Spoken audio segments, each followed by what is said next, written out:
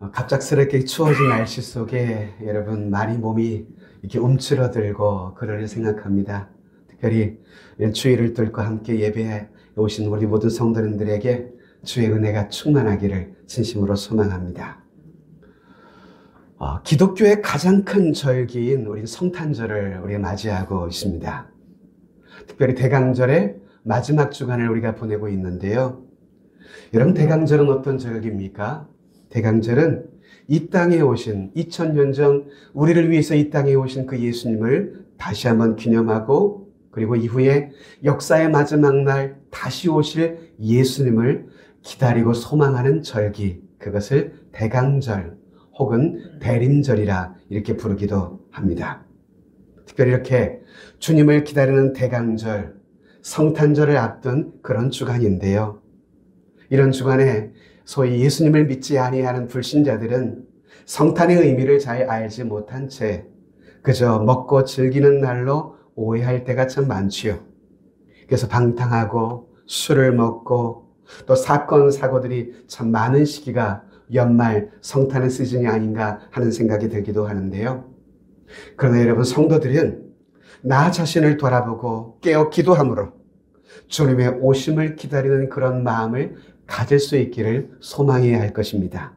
나아가 이 기간 동안 육신의 욕심을 따라 살았던 우리의 마음들을 주님 앞에 돌아보며 주님의 사랑을 이제 이웃들에게 나누며 실천하는 그런 기회가 되면 어떨까 하는 생각을 가져보게 되는데요.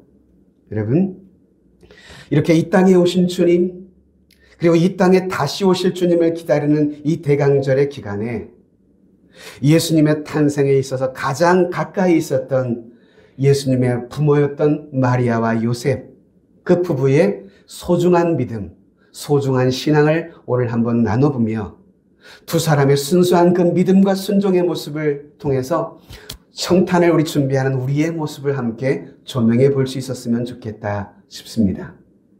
여러분, 마리아와 요셉, 이 두 사람의 순수한 믿음과 이 순종의 모습을 통해 우리 주님이 이 땅에 오시는 탄생을 예비하는 그런 축복의 통로로 이 부부가 쓰임받지 않았습니까? 여러분, 오늘도 하나님은 이들처럼 믿음과 순종으로 준비된 사람들에게 찾아오셔서 그들을 통해 구원의 역사를 이루어 가시는 그러한 분이시라는 것. 자, 오늘 본문의 마리아를 한번 우리가 잘 생각해 봅시다. 마리아는 우리가 알듯이 갈릴리 나사렛의 시골 처녀였습니다. 이 마리아는 다윗의 후손이라 일컫는 청년 요셉과 정혼을 하고 결혼을 준비하는 그러한 상황이었습니다. 여러분, 이스라엘의 결혼 풍습을 보면 정혼이라는 것은 결혼이나 동일한 것으로 취급을 했습니다. 결혼식만 안 했을 뿐이지 결혼식을 한 것과 동일한 것입니다. 그래서 마태복음 1장에 가보시면 이들이 결혼하기 전에도 두 사람의 관계를 남편과 아내라 이렇게 부르기도 했어요. 마태복음 1장 19절에 보면 그의 남편 요셉은 의로운 사람이라. 또 1장 20절도 보면 내 아내 마리아 데려오기를 무서워하지 마라. 정혼한 상태였지만 두 사람의 상황을 남편과 아내로 이미 그렇게 부르고 있다라는 것을 보게 되지요. 이처럼 결혼을 앞두고 신혼의 단꿈을 꾸며 준비하는 마리아에게 갑작스럽게 천사가 방문하게 되는 것입니다. 하나님의 천사 가브리엘이 와서 마리아에게 뭐라고 이야기하나요? 그에게 들어가 이르되 은혜를 받은 자여 평안할지어다. 주께서 너와 함께 하시도다. 이런 뜻밖의 문안 인사를 받았던 마리아. 갑작스러운 방문 앞에 놀라며 두려워하는 마리아에게 30절에 보면 뭐라고 여러분 다시 말합니까? 다 같이 읽어볼까요? 천사가 이르되 마리아여 무서워하지 말라. 내가 하나님께 은혜를 입었느니라. 보라, 내가 잉태하여 아들을 낳으리니 그 이름을 예수라 하라. 여러분, 처녀가 잉태한다는 이 소식, 여러분이면 어떻겠습니까? 만약에 저와 여러분들이 마리아였다면 나 같은 시골 처녀의 몸에서 하나님의 아들이 태어난다고? 그가 자라서 다윗의 왕통을 이어받고 이 나라를 영원히 다스리는 왕이 된다고? 영광스러운 일이긴 하지만 말이나 될 법한 일인가? 아니 처녀가 애를 낳는다고? 여러분이 뭐 어떻게 하시겠어요? 실현 불가능한 일이라고 생각하면서 말도 안 돼 라고 거절하시겠습니까?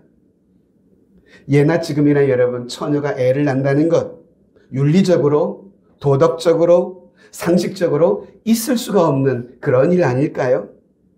비록 정혼한 상황이었지만 마리아는 아직 남자를 알지 못하는 그런 처녀의 몸이었습니다. 그런데 어찌 그런 일이 있을 수 있겠다 이 말입니까?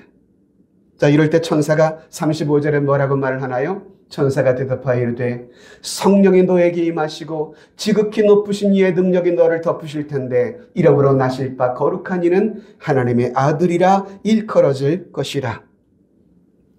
마리아, 내가 낳은 그 아들은 네가 생각하는 남녀의 관계를 통해서 나는 것이 아니라 성령의 초자연적인 능력이 너에게 임할 것이고 그래서 내가 잉태할 것이다.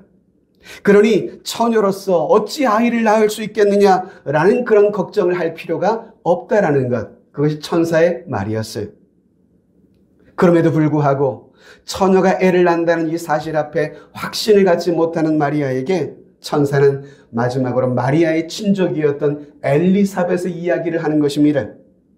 본래 아이를 가질 수 없다고 했던 엘리사벳이 늙었음에도 불구하고 하나님의 능력으로 잉태된 지 6달이 지났다라고 이야기를 하게 되는데요. 그러면서 37절에 천사는 이렇게 말합니다.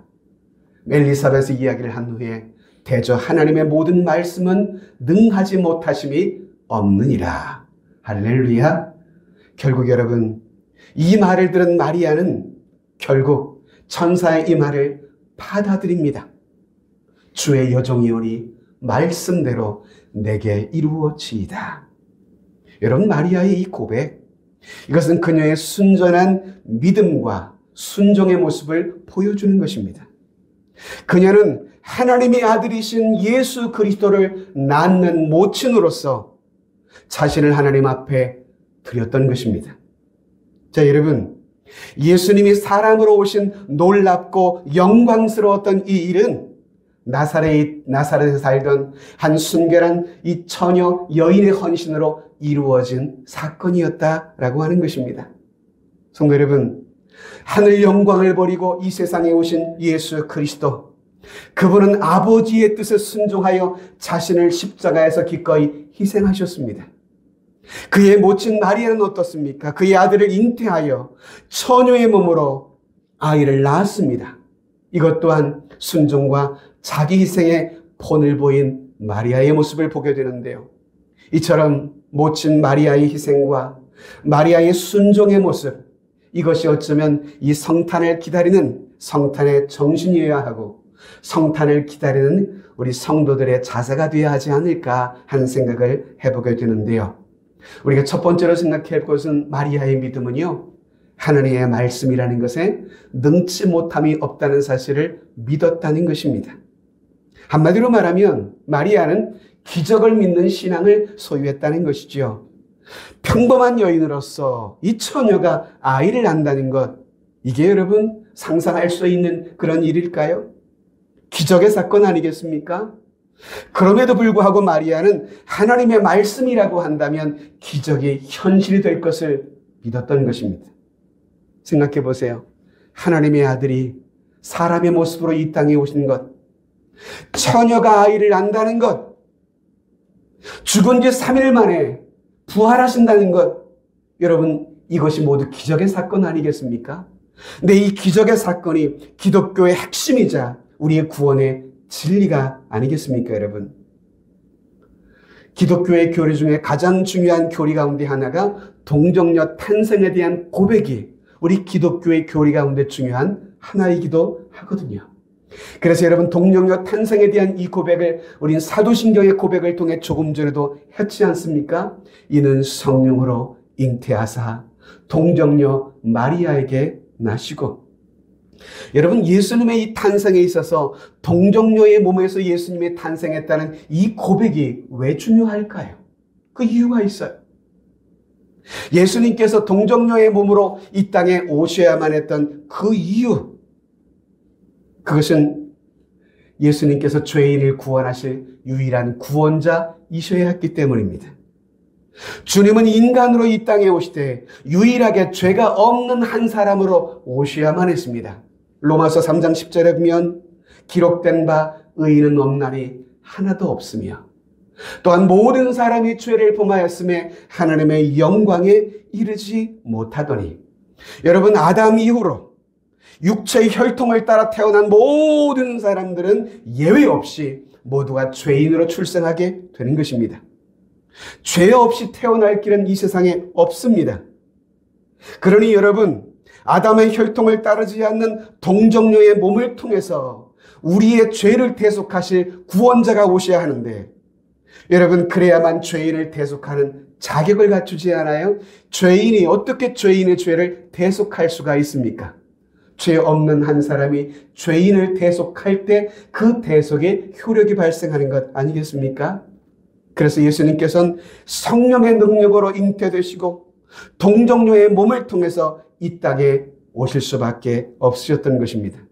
그래서 예수님께서는 아담의 혈통인 육체의 혈통을 따라 이 땅에 태어나지 아니하고 죄의 전과 죄의 영향을 받는 혈과 육으로 나지 아니하고, 그래서 죄의 오염으로부터 여러분, 주님은 보호되셨던 것입니다. 죄와 상관없는 예수 그리스도만이 유일하게 우리 모든 사람들의 죄를 대신 지시고 십자가에 죽으실 수 있었던 것입니다. 십자가에서 죄값을 저와 여러분들의 죄를 대신 치르심으로 인류 구원을 이루실 수 있었던 것이죠.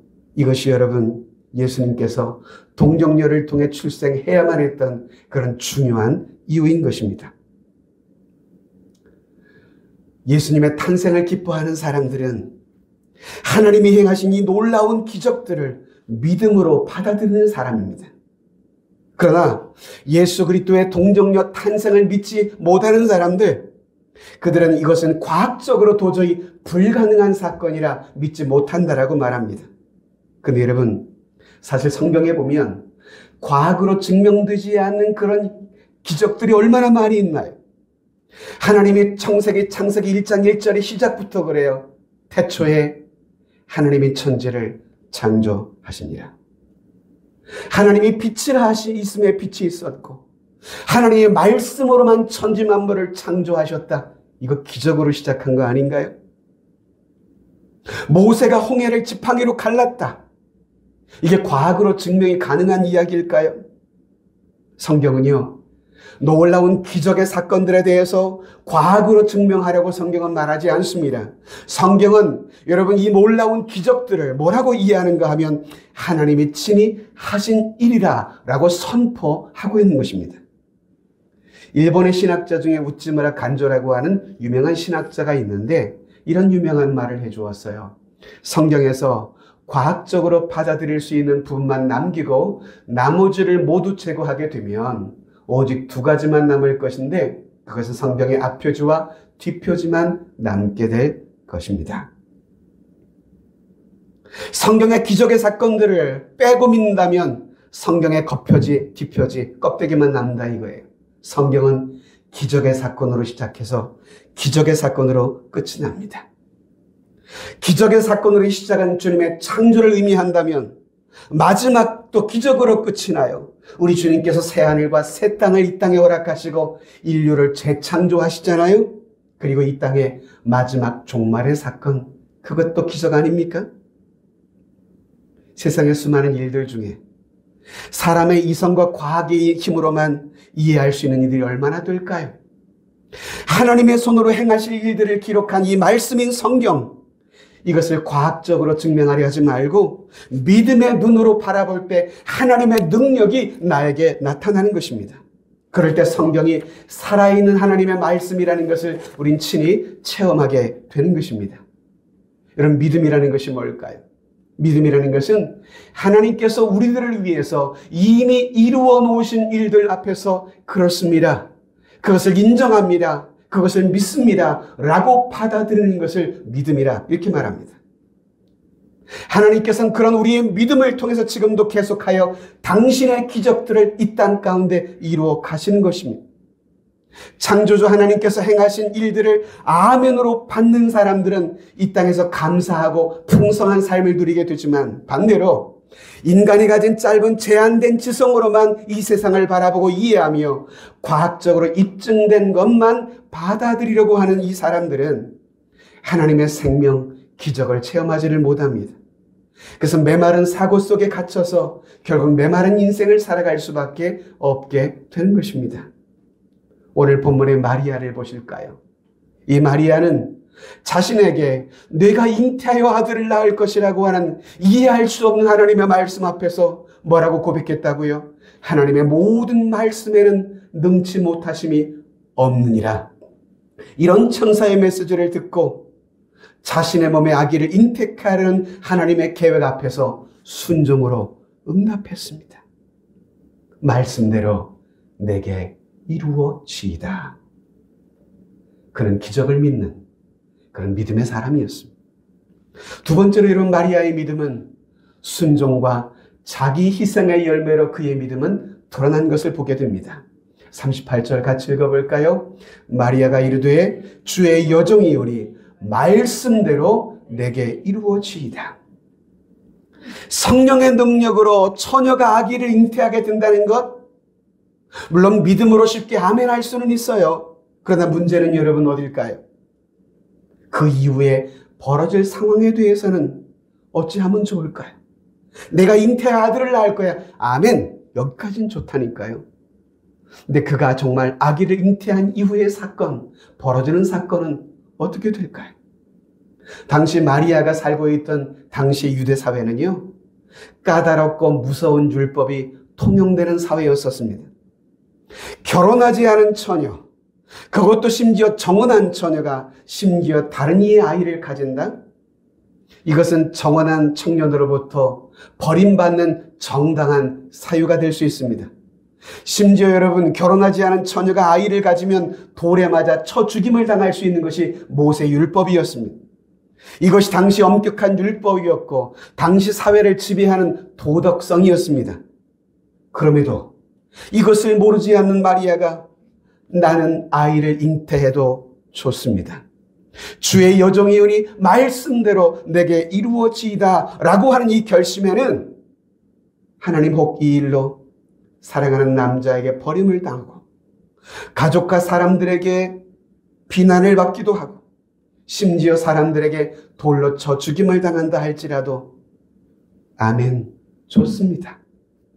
소위 천사의 메시지 앞에서 자기 희생을 하겠다는 의지가 담겨있는 그런 고백이었던 거예요. 말씀대로 내게 이루어지다라고 하는 이 동의, 옆집 처녀에게 그 일이 이루어질 줄을 믿습니다 라고 하는 동의는 쉬워요. 내가 당할 일이 아니니까. 그러나 마리아의 대답은 그 일이 내게 이루어질 줄을 믿나이다. 그것을 고백했던 거예요. 믿음의 가족 여러분, 우리 위에 세상에 오신 예수님께서는 이 땅에 오셨을 때 사람들에게 버림을 받으셨습니다. 심지어 예수님께서는 십자가에 죽어 가실 때에도 성부로부터 버림을 당하셨어요. 아바 아버지여, 나를 버리시나이까. 근데 아기 예수를 처녀의 몸으로 낳았던 이 마리아, 그도 또한 세상에 버림받을 것을 각오하고 받아들인 것입니다. 심지어 죽음까지도. 오늘 여러분, 우리가 기다리고 기뻐하며 맞이하는 이 성탄의 은총과 이 감격은 자신에게 다가올 고난 앞에서도 자신을 희생하며 주님의 뜻에 기꺼이 순종하겠다고 하는 마리아와 같은 이들을 통해서 이 성탄의 기쁨, 성탄의 은총은 우리에게 주어졌음을 잊지 않으셨으면 좋겠습니다. 그런데 또 한 사람이 여러분, 아기 예수님의 탄생에 중요한 역할을 한 사람이 또 한 사람이 있죠. 그가 누굴까요? 그리스도의 출생을 위하여 하나님께로부터 선택받은 그 사람은 바로 남편 요셉이었습니다. 성경은 그를 가리켜서 이렇게 말을 하죠. 읽어볼까요? 그의 남편 요셉은 의로운 사람이라 그를 드러내지 아니하고 가만히 끊고자 하여. 요셉을 어떤 사람이라고 성경이 말해요? 그는 의로운 사람이라. 이 말씀대로 요셉은 하나님 앞에 정직하게 살려고 했던 그런 사람임을 볼 수가 있는데요. 요셉은 이처럼 하나님 앞에서나 사람 앞에서나 의로운 삶을 살기 위해서 힘썼던 사람인 것을 보게 됩니다. 자, 그랬던 그가 자신과 정혼한 아내였던 마리아가 결혼 전에 임신을 했다는 소식을 들어요.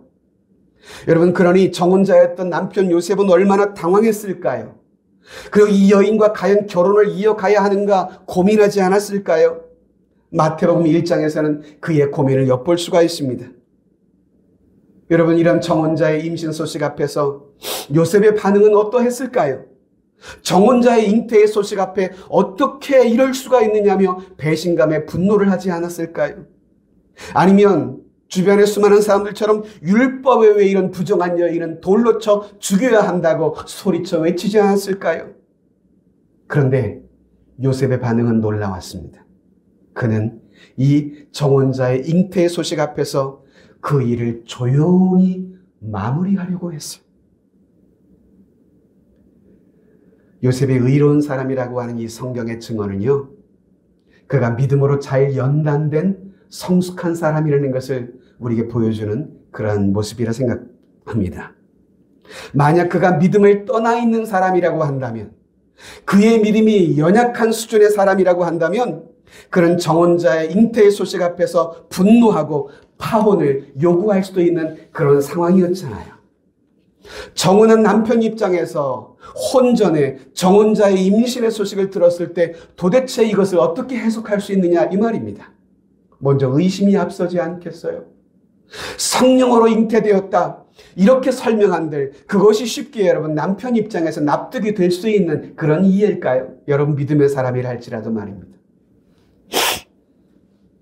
그런데 이 남편 요셉을 보세요.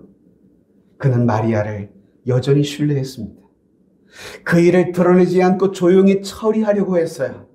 요셉은 마리아를 부정한 여인이라고 하는 성급한 판단을 내리지를 않았습니다. 사랑하는 아내를 섣불리 정죄하지 아니하고 또한 이 잉태의 사실로 인해서 그녀가 곤경에 처하지 않기를 이 요셉은 바랬던 것 같습니다.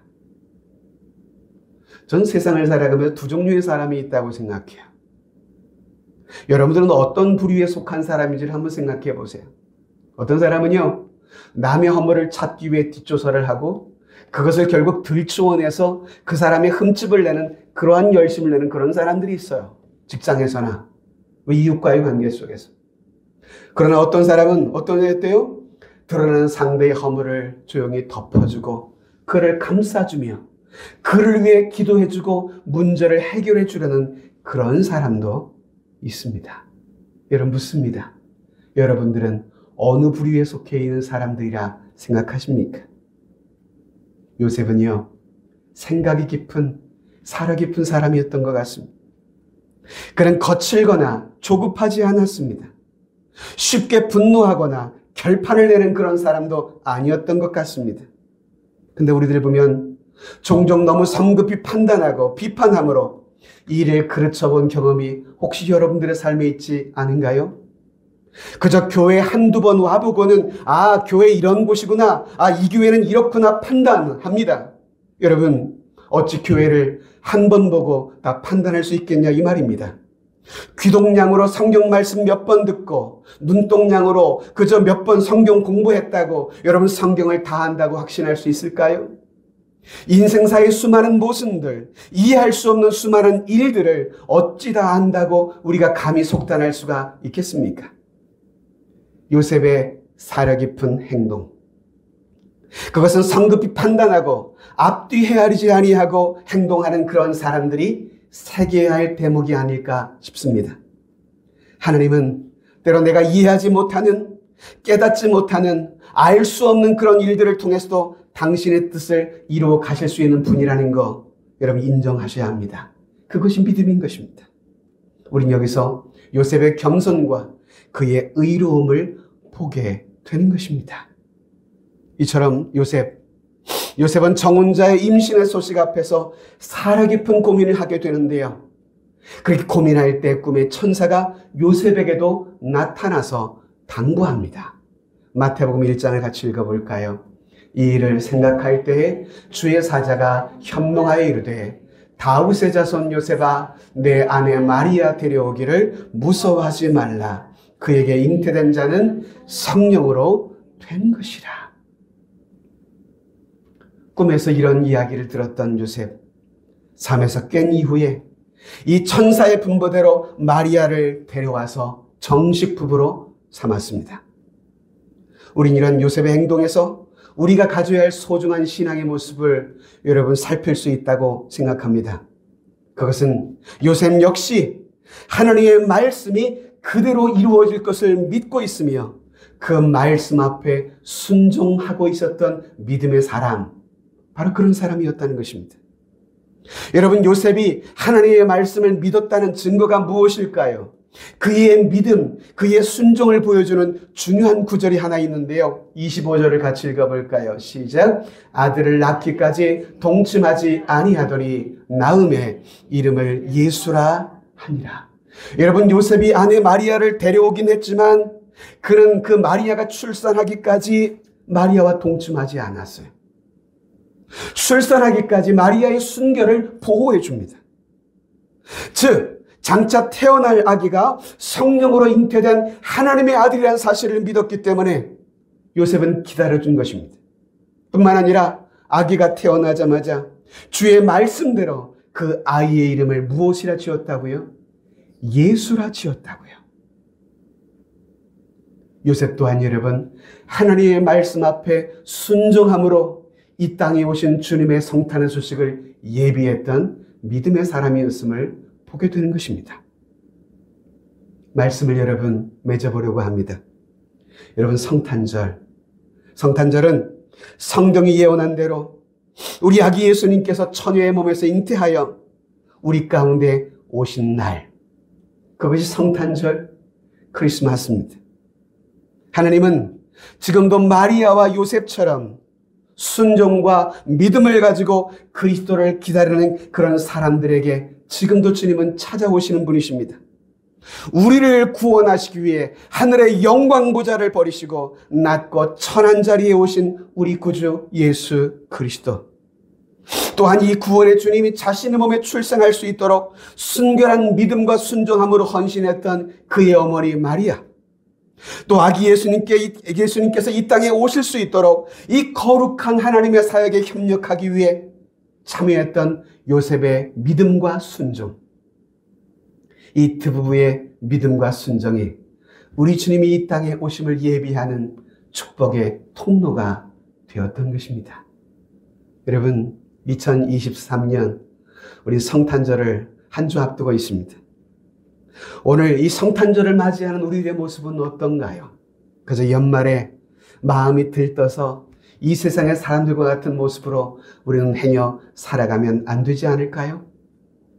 이 땅에 주님 오심을 예비했던 요셉과 마리아의 믿음처럼 주의 말씀 앞에 순종하고 믿음으로 우리의 신앙을 보일 수 있는 그런 여러분 성탄의 시즌이 되었으면 좋겠습니다.